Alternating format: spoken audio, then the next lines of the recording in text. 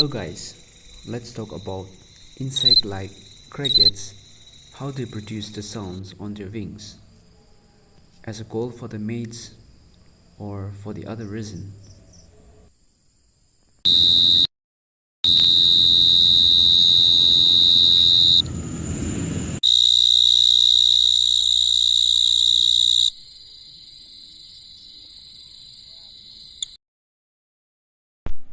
Insect has two pairs of wings, and some insects like crickets, they have the sound producing mechanisms on their forewings.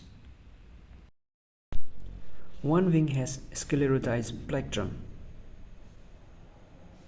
and the other wing has the role of small teeth like we see in the mechanical engine. These teeth are arranged by the plectrum in such a way that when the forewings rub on each other, both the wings vibrate in back and front direction, which produce a chirping sound like this.